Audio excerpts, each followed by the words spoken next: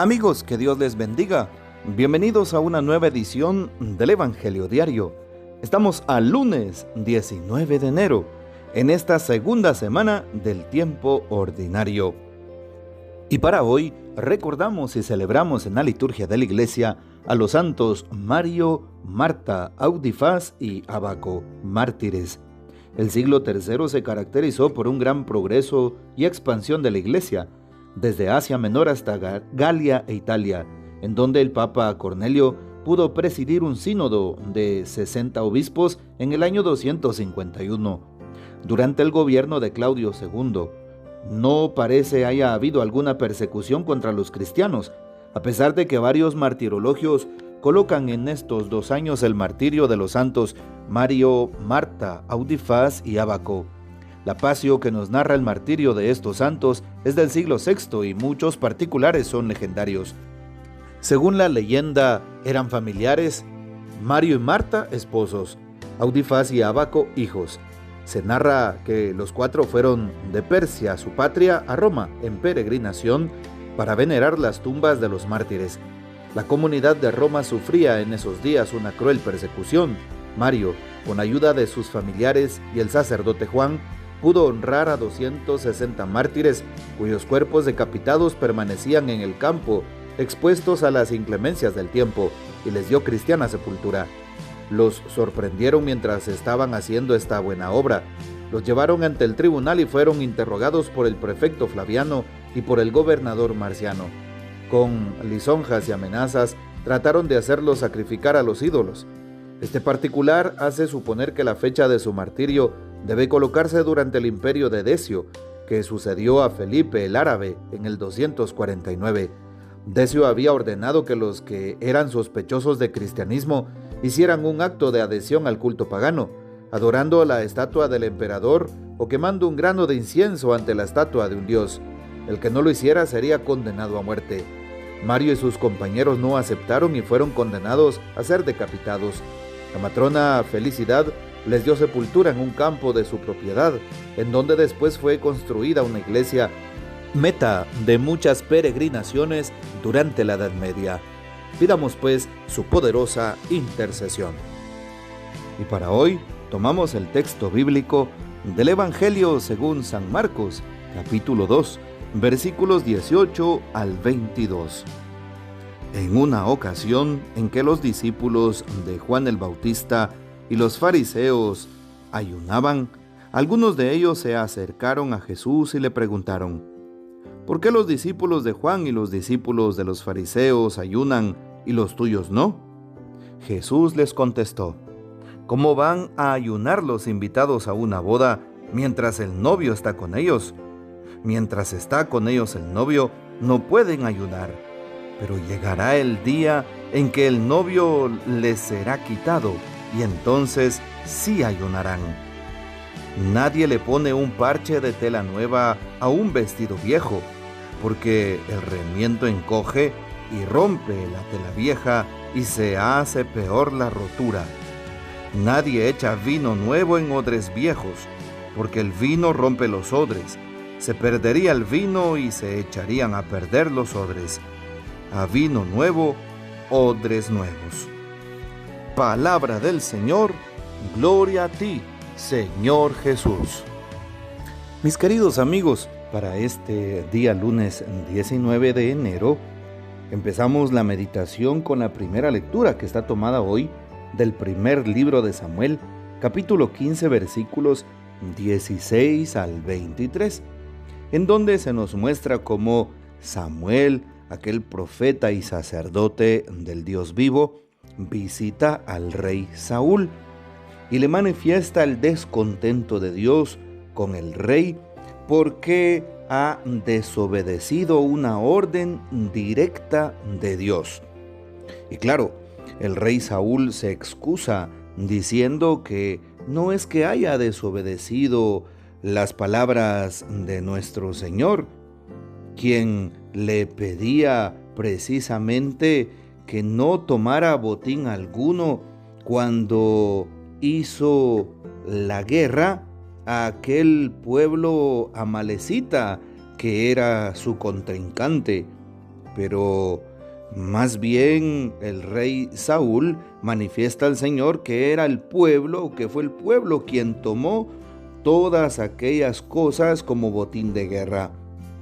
Y Samuel responde al rey: la obediencia vale más que el sacrificio, y la docilidad más que la grasa de los carneros.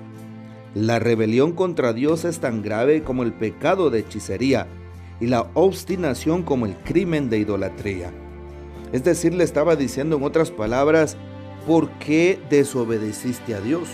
Dios fue claro enviándote aquella orden, pidiéndote con instrucciones claras que hicieras determinada cosa o acción.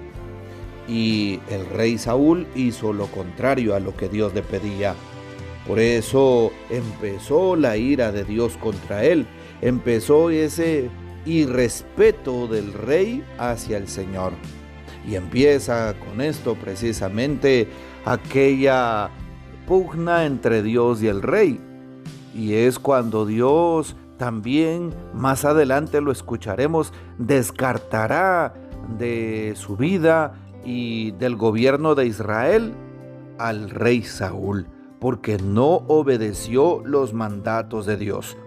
Lo mismo puede pasarnos a nosotros, mis queridos hermanos, cuando desobedecemos la llamada de Dios, cuando no acatamos sus órdenes manifestadas en los 10 mandamientos, a través de los sacramentos, manifestadas esas órdenes de Dios a través de la misericordia y de cumplir su voluntad. Si nosotros queremos realmente agradar a Dios, debemos aprender a cumplir su voluntad, porque de esa manera el Señor nos amará, el Señor estará con nosotros y el Señor no detestará las acciones que realicemos. También nos damos cuenta cómo el texto bíblico de hoy, el Evangelio según San Marcos, capítulo 2, 18 al 22, nos propone a los discípulos de Juan el Bautista y los fariseos cómo ayunaban y cómo los discípulos de Jesús no ayunaban. Así es. Y cómo nos damos cuenta que Jesús responde a esas interrogantes que le hacen. Y les responde: mientras está con ellos el novio, no pueden ayunar. Otro punto muy importante es darnos cuenta de los signos que presenta el texto de hoy. Por una parte, el tema del vestido.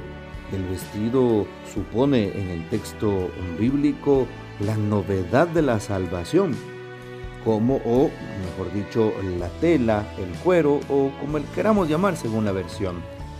Y algo muy importante, como el vino simboliza la alegría por la presencia de Dios.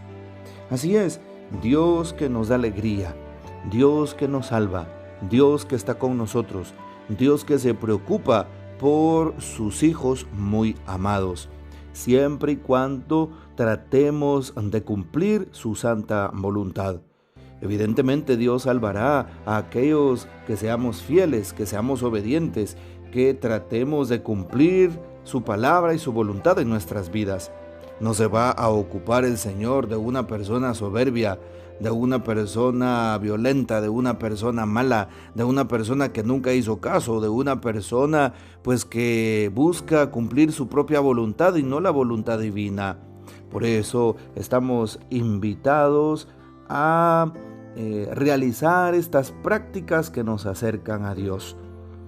Vale la pena también pedirle al Señor que quite de nosotros todo lo viejo, todo lo antiguo, hablando del pecado, de lo obsoleto, de lo que no sirve, hablando de aquello que le da oscuridad al alma, de aquello que empobrece al ser humano, como lo es una vida sin Dios, una vida en pecado. Y que el Señor restaure nuestras fuerzas y que regrese lo nuevo. Lo nuevo simboliza la presencia de Cristo, lo nuevo simboliza el estado de gracia. Una persona que puede entrar al cielo, sin duda alguna, será aquella persona que viva en estado de gracia. Si tú quieres permanecer en Cristo, debes permanecer en la gracia de Dios, a través de los sacramentos, una constante búsqueda de la confesión, yendo a la Santa Eucaristía y comulgando, tratando de vivir en comunión con los demás y realizando las obras de misericordia. Es esto vivir en gracia, vivir en la presencia de Dios, y más que una tradición, es una acción que viene del amor a Cristo. Pidámosle pues al Señor que nos ayude a elegirlo a Él, que nos ayude a elegir la fe, que nos ayude a descartar todo aquello que nos aleje de su reino, todo aquello que nos haga menos personas, todo aquello que no nos permita ayudar al prójimo, tender una mano.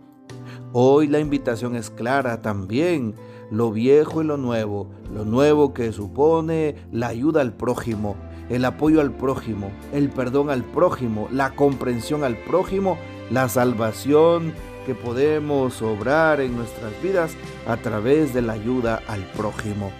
Bueno, que el Señor nos dé la gracia y la fuerza para que podamos tomarlo como Rey de nuestras vidas, y para que nosotros seamos como ese vino nuevo, agradable al Señor, agradables por nuestra forma de vivir, de hablar, de actuar, de tratar a los demás. Que esa sea nuestra meta el día de hoy, un buen trato, ser el buen vino, buena alforja para los demás en el mundo que nos rodea. Que el Señor nos bendiga, que María Santísima nos guarde y que gocemos de la fiel custodia de San José.